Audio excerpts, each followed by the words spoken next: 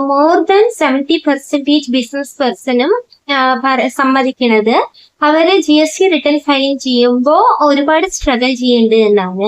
അത് ശരിക്കും 70%-ന് കൂടുതൽ എന്ന് പറയുമ്പോൾ അത് ശരിക്കും ഒരു വലിയൊരു എമൗണ്ട് തന്നെയാണ്. കൂടുതൽ പേരും ഒരുപാട് സ്ട്രഗിൾ ചെയ്തിട്ടാണ് GST റിട്ടേൺ ഫയലിംഗ് ചെയ്യുന്നത്. അത് അതിൽ നിന്ന് നിങ്ങൾക്ക് മനസ്സിലാക്കാം ഈ GST റിട്ടേൺ ഫയലിംഗ് ചെയ്യുന്നത് എത്ര ടഫ് ഉള്ള ഒരു പണിയാണെന്ന്.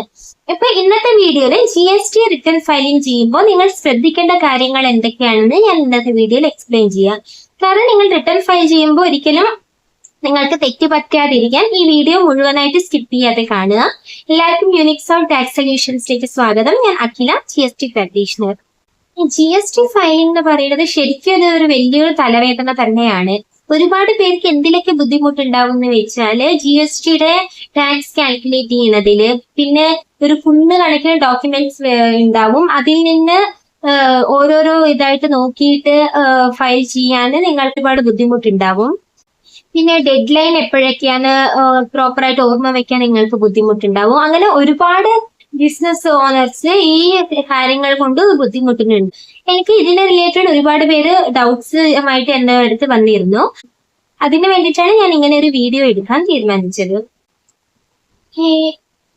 ഏതൊക്കെ ഇൻവോയ്സസ് ആണ് ITCക്ക് ആവശ്യമുള്ളത്, പിന്നെ GST റീകൺസിൽ ചെയ്യുന്നതിന്റെ ഡിഫറൻസസ്, അങ്ങനെ ഒരുപാട് കാര്യങ്ങൾ നിങ്ങൾക്ക് ഒരുപാട് വെൽ ഓർഗനൈസ്ഡ് ആയിട്ടുള്ള ഒരു ബിസിനസ് ആണെങ്കിൽ പോലും ഇങ്ങനെ ഒരുപാട് കാര്യങ്ങൾ കൊണ്ട് നിങ്ങൾക്ക് ഒരുപാട് കൺഫ്യൂഷൻസ് ഉണ്ടാവാൻ സാധ്യതയുണ്ട്.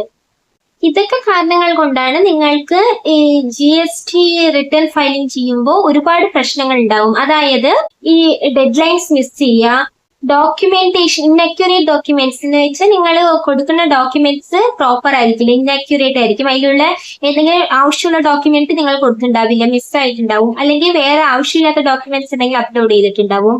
അങ്ങനത്തെ പ്രശ്നങ്ങൾ ഉണ്ടാവാം. പിന്നെ അല്ലെങ്കിൽ ടാക്സ് ലയബിലിറ്റിയെ മിസ്കാൽക്കുലേറ്റ് ചെയ്തിട്ടുണ്ടാവും. നിങ്ങളുടെ ടാക്സ് എത്രയാണോ പേ ചെയ്യാനുള്ളത് അതിനെയാണ് ടാക്സ് ലയബിലിറ്റി എന്ന് പറയുക. അത് നിങ്ങൾ കാൽക്കുലേറ്റ് ചെയ്യുമ്പോൾ അതിൽ എന്തെങ്കിലും മിസ്കാൽക്കുലേഷൻ ഉണ്ടായിട്ടുണ്ടാവാം, അതൊരു റീസൺ. പിന്നെ റീകൺസിലേഷന്റെ സ്റ്റെപ്സ് നിങ്ങൾ കൺഫ്യൂസ് ചെയ്തിട്ടുണ്ടാവും.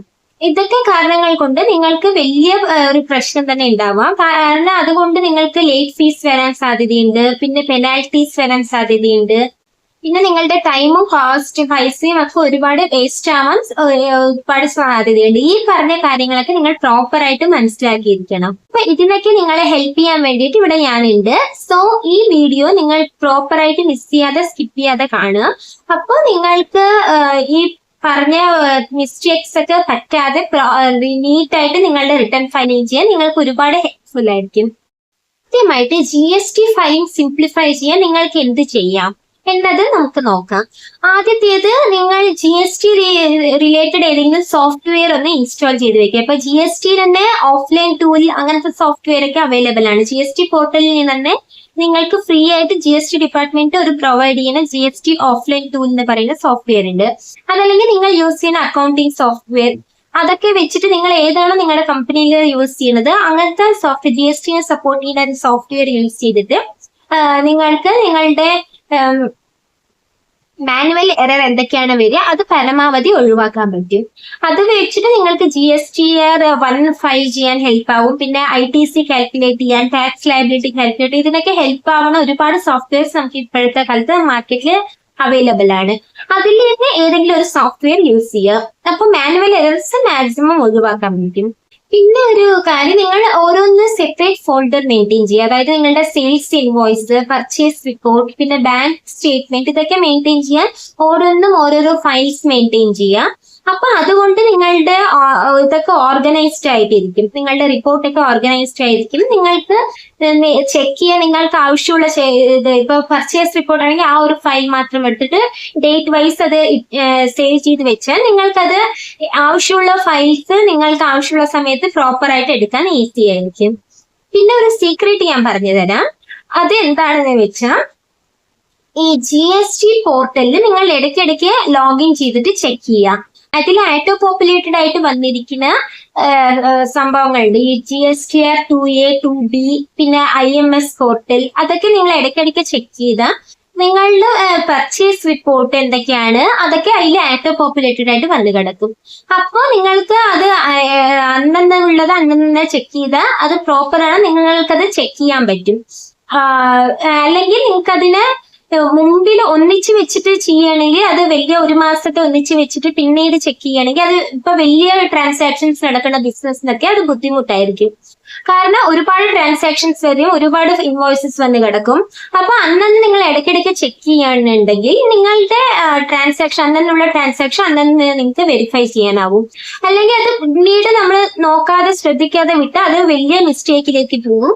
പിന്നെ അതിന് ഇതായിട്ട് നിങ്ങൾ വലിയ എമൗണ്ട് പെനാൽറ്റി ആയിട്ടോ ഇതായിട്ടോ അടയ്ക്കേണ്ടി വരും. അതിനെക്കാട്ടിലും ബെറ്റർ നിങ്ങൾക്ക് ഇടയ്ക്കിടയ്ക്ക് നിങ്ങളുടെ GST പോർട്ടലിനെ വിസിറ്റ് ചെയ്യാനുള്ളതാണ്. ഇനി GST റിട്ടേൺ ഫയലിംഗ് ചെയ്യാനുള്ള സ്റ്റെപ്സ് എന്തൊക്കെയാണെന്ന് വെച്ചാൽ അതിലെ ആദ്യത്തെ സ്റ്റെപ്പ് നിങ്ങൾക്ക് ആവശ്യമുള്ള ഡോക്യുമെന്റ്സ് എല്ലാം ഗ്യാദർ ചെയ്യണം എന്നാണ്. ഞാൻ നേരത്തെ പറഞ്ഞത് ഓരോ ഫയലിൽ സേവ് ചെയ്ത് വെക്കുകയാണ്. അപ്പൊ നിങ്ങൾക്ക് ആ പെർട്ടിക്കുലർ മന്തിലത്തെ ഡേറ്റ് വൈസ് സേവ് ചെയ്ത് വെച്ചാൽ ആ പെർട്ടിക്കുലർ മന്തിലത്തെ ഡോക്യുമെന്റ്സ് എടുക്കാൻ ഈസി ആയിരിക്കും. അതിൽ എന്തൊക്കെ ഡോക്യുമെന്റ്സ് ആണ് വേണ്ടി വരിക എന്ന് പറയാൻ ഞാൻ sales invoice, purchase invoice, receipt and പേയ്മെന്റ്സിന്റെ ഡോക്യുമെന്റ്സ്, പിന്നെ ക്രെഡിറ്റ് ആൻഡ് ഡെബിറ്റ് നോട്ടിന്റെ ഡീറ്റെയിൽസ്, ഇ-വേ ബിൽ, പിന്നെ ബാങ്ക് സ്റ്റേറ്റ്മെന്റ്. ഇത് ഇത്രയും ഡോക്യുമെന്റ്സ് നിങ്ങൾ ആദ്യം ഗ്യാദർ ചെയ്ത് വെക്കണം. പിന്നെ അടുത്ത സ്റ്റെപ്പ് നിങ്ങളുടെ GST ടാക്സ് ലയബിലിറ്റി എന്താണോ ഉള്ളത് അത് പ്രോപ്പർ ആയിട്ട് നിങ്ങൾ ആദ്യം കാൽക്കുലേറ്റ് ചെയ്ത് വെക്കുക. അതായത് ഔട്ട്പുട്ട് ടാക്സ് എത്ര, ഇൻപുട്ട് ടാക്സ് എത്ര, പിന്നെ നെറ്റ് ടാക്സ് പേയബിൾ എത്രയാണ്. അതായത് ഈ output tax minus input tax ആണ് നിങ്ങളുടെ നെറ്റ് ടാക്സ് പേയബിൾ. അതാണ് അതിന്റെ ഫോർമുല. പിന്നെ നിങ്ങളുടെ റിവേഴ്സ് ചാർജ് മെക്കാനിസം ഉണ്ടെങ്കിൽ അതിൽ നിന്ന് നിങ്ങൾ റിവേഴ്സ് ചാർജ് മെക്കാനിസത്തിലൂടെ എത്രയാണോ ടാക്സ് പേ ചെയ്യേണ്ടത് അത് ഇത്രയും ഡീറ്റെയിൽസ് നിങ്ങൾ ആദ്യം തന്നെ കാൽക്കുലേറ്റ് ചെയ്ത് വെക്കുക. പിന്നെ അതിനുശേഷം നിങ്ങൾ ഓർത്ത് വെക്കേണ്ടത് നിങ്ങളുടെ GST returns on time return file ചെയ്യണം. അതായത് GSTR1 റിട്ടേൺ ഫയലിംഗ് ചെയ്യേണ്ട ഡെഡ് ലൈൻ നെക്സ്റ്റ് മന്ത് 11 അതായത് ഇപ്പോ ഫെബ്രുവരിത്തെ റിട്ടേൺ ഫയലിംഗ് ചെയ്യേണ്ടത് മാർച്ച് 11 പിന്നെ GSTR3B അതിന്റെ ഡെഡ് ലൈൻ എന്ന് പറയുന്നത് അടുത്ത മാസം 20 പിന്നെ ഫയൽ ചെയ്യേണ്ടത് ആനുവൽ റിട്ടേൺ, അത് വർഷത്തിലൊരിക്കൽ ചെയ്താൽ മതി. അതിന്റെ റിട്ടേൺ ഫയലിംഗ് ചെയ്യാനുള്ള ഡ്യൂ ഡേറ്റ് ഡിസംബറിലായിരിക്കും. എല്ലാ ഫിനാൻഷ്യൽ ഇയറിലെ കലണ്ടർ ഇയർ ഉണ്ടാവുന്നത് ഡിസംബറിലാണ്. ആ ഡിസംബർ 30 ഡ്യൂ ഡേറ്റ്. അപ്പൊ അത് ഇത്രയും 3 റിട്ടേൺ ഫയലിംഗും പ്രോപ്പർ ആയിട്ട് ഡെഡ് ലൈനിനുള്ളിൽ നിങ്ങൾ റിട്ടേൺ ഫയലിംഗ് ചെയ്യുക. പിന്നെ നെക്സ്റ്റ് ചെയ്യേണ്ടത് നിങ്ങൾ GST റിട്ടേൺ ഫയലിംഗ് ചെയ്യുമ്പോൾ അതിന്റെ ഫൈനൽ സബ്മിഷൻ ചെയ്യുന്നതിന് മുമ്പ് നിങ്ങൾ വെരിഫൈ ചെയ്യണം. നിങ്ങൾ കൊടുത്തിട്ടുള്ള ഡീറ്റെയിൽസ് ഒക്കെ കറക്റ്റ് ആണോ എന്ന് ഒന്നും കൂടി വെരിഫൈ ചെയ്ത് നോക്കുക. ഇതില് ഞാൻ ഇതുവരെ കണ്ടിട്ടുള്ളതിൽ വെച്ച് ഓരോ ബിസിനസ് പേഴ്സണും കോമൺ ആയിട്ട് ചെയ്യുന്ന മിസ്റ്റേക്ക് എന്തൊക്കെയാണെന്ന് വെച്ചാല് അവരുടെ ക്ലയൻസിന്റെ GST നമ്പർ തെറ്റിയിട്ടിട്ടുണ്ടാവും. അതൊന്ന് വെരിഫൈ ചെയ്ത് നോക്കണം. നിങ്ങളുടെ ക്ലയൻസിന്റെ നിങ്ങളുടെ കസ്റ്റമറിന്റെ GST നമ്പർ പ്രോപ്പർ ആണോ എന്ന് ചെക്ക് ചെയ്ത് നോക്കണം. പിന്നെ ITC നിങ്ങൾ ഏതെങ്കിലും ഇന്നെലിജിബിൾ ആയിട്ടുള്ള എക്സ്പെൻസിന് മേലെ ITC ക്ലെയിം ചെയ്തിട്ടുണ്ടോ എന്ന് നോക്കണം. രണ്ടാമത് അതായത് ചില പ്രോഡക്ട്സ് ഒക്കെ ഞാൻ ബ്ലോക്ക്ഡ് ക്രെഡിറ്റ്സ് പറഞ്ഞിട്ട് ഒരു വീഡിയോ ചെയ്തിരുന്നു. അതിന്റെ കാർഡ് ഞാൻ അവിടെ മേലെ കൊടുക്കാം. അത് ആ വീഡിയോ നിങ്ങൾക്ക് ഏതൊക്കെ ഇതാണ് ഇന്നെലിജിബിൾ, ഏതൊക്കെ ITC ആണ് നിങ്ങൾക്ക് ക്ലെയിം ചെയ്യാൻ പറ്റുന്നത്, ഏതൊക്കെയാണ് ഇന്നെലിജിബിൾ, ഏതൊക്കെയാണ് എലിജിബിൾ, പിന്നെ ബ്ലോക്ക്ഡ് ക്രെഡിറ്റ്സിൽ വരുന്നത് ഏതൊക്കെയാണെന്ന് ഡൗട്ട് ഉണ്ടെങ്കിൽ നിങ്ങൾക്ക് എന്റെ വീഡിയോ ബ്ലോക്ക്ഡ് ക്രെഡിറ്റ്സ് എന്ന് പറഞ്ഞ വീഡിയോ ഒന്ന് റെഫർ ചെയ്ത് നോക്കാവുന്നതാണ്. അത് വെച്ച് നോക്കിയിട്ട് നിങ്ങൾക്ക് ഇന്നെലിജിബിൾ ആയിട്ടുള്ള ITC ഏതെങ്കിലും റോങ് ആയിട്ട് ക്ലെയിം ചെയ്യുന്നുണ്ടോ എന്ന് അത് വെരിഫൈ ചെയ്ത് നോക്കാം. എന്നിട്ട് അതിനുശേഷം പ്രോപ്പർ ആയിട്ടുള്ള ITC മാത്രമേ ക്ലെയിം ചെയ്തിട്ടുള്ളൂ എന്ന് ഉറപ്പ് വരുത്തിയതിനു ശേഷം മാത്രം ITC ക്ലെയിം ചെയ്യാനുള്ള വാല്യൂ എൻറ്റർ ചെയ്ത് കൊടുക്കേണ്ടതാണ്. പിന്നെ ഓരോരുത്തരും മിസ് ചെയ്യണ കാര്യം എന്താണെന്ന് വെച്ചാൽ ഓൺ ടൈമിൽ ഫയൽ ചെയ്യില്ല, ഡിലേ ചെയ്തിട്ട് റിട്ടേൺ ഫയൽ ചെയ്യും. പ്രോപ്പർ ആയിട്ട് എല്ലാ ഇതും കറക്റ്റ് ആയിട്ട് ചെയ്യും, പക്ഷെ ഡെഡ് ലൈൻ കഴിഞ്ഞിട്ടായിരിക്കും ഫയൽ ചെയ്യുന്നത്. അങ്ങനെയുള്ള ആൾക്കാർക്ക് പെനാൽറ്റി വരാനുള്ള സാധ്യതയുണ്ട്. സോ ഇത് 3 മിസ്റ്റേക്സ് ആണ് ഞാൻ ഇതുവരെ കണ്ടിട്ടുള്ളത് വെച്ചിട്ട് ഏറ്റവും കൂടുതൽ ആൾക്കാർ ചെയ്യുന്നത്. അപ്പൊ അതൊക്കെ മനസ്സിൽ വെച്ചുകൊണ്ട് വേണം നിങ്ങൾ GST റിട്ടേൺ ഫയലിംഗ് ചെയ്യാൻ. പിന്നെ അടുത്തത് നിങ്ങളെല്ലാം വെരിഫൈ ചെയ്തതിനു ശേഷം അടുത്ത സ്റ്റെപ്പ് ചെയ്യേണ്ടത് ടാക്സ് പേയ്മെന്റ് ചെയ്യാനുള്ളതാണ്. അതായത് നിങ്ങൾക്ക് ടാക്സ് എന്തെങ്കിലും പേ ചെയ്യാനുണ്ട് എന്നുണ്ടെങ്കിൽ, ITC ഒക്കെ കഴിച്ചിട്ട് എന്തെങ്കിലും പേ ചെയ്യാനുണ്ടെങ്കിൽ നിങ്ങൾക്ക് നെറ്റ് ബാങ്കിങ്ങോ UPI യൂസ് ചെയ്തിട്ട് നിങ്ങൾക്ക് ടാക്സ് പേ ചെയ്യാവുന്നതാണ്. എന്നിട്ട് അതിനുശേഷം നിങ്ങൾ ടാക്സ് പേ ചെയ്തതിന്റെ റെസിപ്റ്റ് വേണമെങ്കിൽ ഡൗൺലോഡ് ചെയ്തിട്ട് നിങ്ങളുടെ റെക്കോർഡ് പർപ്പസിന് വേണ്ടിയിട്ട് വേണമെങ്കിൽ ഡൗൺലോഡ് ചെയ്തിട്ട് സേവ് ചെയ്ത് വെക്കാം. പിന്നെ GST റിട്ടേൺ ഫയലിംഗ് ചെയ്തതിന് ശേഷം GSTR 1 3BD PDF നിങ്ങൾക്ക് ഡൗൺലോഡ് ചെയ്യാനുള്ള ഓപ്ഷൻ GST പോർട്ടലിൽ തന്നെ അവൈലബിൾ ആണ്. അത് നിങ്ങൾക്ക് ഒരു റെഫറൻസിന് വേണമെങ്കിൽ ഡൗൺലോഡ് ചെയ്തിട്ട് ഒരു ഫയലാക്കി സേവ് ചെയ്ത് വെക്കാവുന്നതാണ്. പിന്നെ GST പോർട്ടലിന്റെ ഒരു ഇതും കൂടിയുണ്ട്. അതായത് നിങ്ങളുടെ അക്കൗണ്ടിങ് സോഫ്റ്റ്വെയറിനെ GST പോർട്ടലുമായിട്ട് സിങ്ക് ചെയ്യാം. അങ്ങനെ സിങ്ക് ചെയ്യുന്നതിന് വെച്ചിട്ട് നിങ്ങൾക്ക് റിയൽ ടൈം ആയിട്ട് നിങ്ങളുടെ ഇൻവോയ്സസ് എന്തൊക്കെയാണ് ഉള്ളത് അത് വെരിഫൈ ചെയ്ത് നോക്കാവുന്നതാണ്. GST പോർട്ടലും നിങ്ങളുടെ അക്കൗണ്ടിങ് സോഫ്റ്റ്വെയറുമായിട്ട് രണ്ടിലുമുള്ള ഡേറ്റാസ് നിങ്ങൾക്ക് സിങ്ക് ചെയ്ത് നോക്കാവുന്നതാണ്. വെരിഫൈ ചെയ്ത് നോക്കാൻ ഈസി ആയിരിക്കും.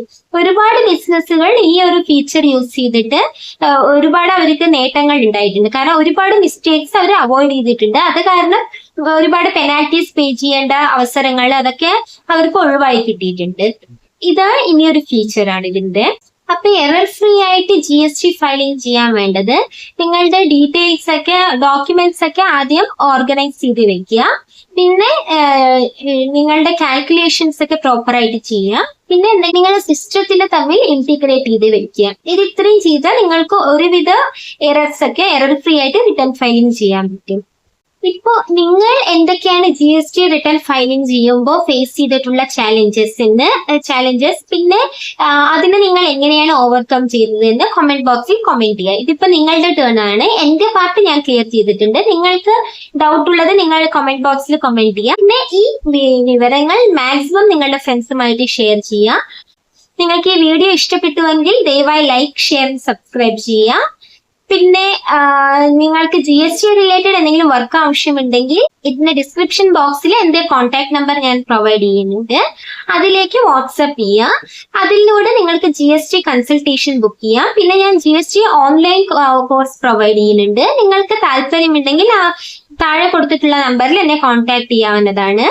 ഞാൻ നിങ്ങൾക്ക് എന്റെ ബ്രൗഷർ അയച്ചു തരാം. അതിൽ നിന്ന് നിങ്ങൾക്ക് ആവശ്യമുള്ള കോഴ്സ് ചൂസ് ചെയ്യാവുന്നതാണ്. അപ്പോ അടുത്ത വീഡിയോയിൽ വീണ്ടും കാണാം. അതുവരയ്ക്കും thank you, bye bye, take care.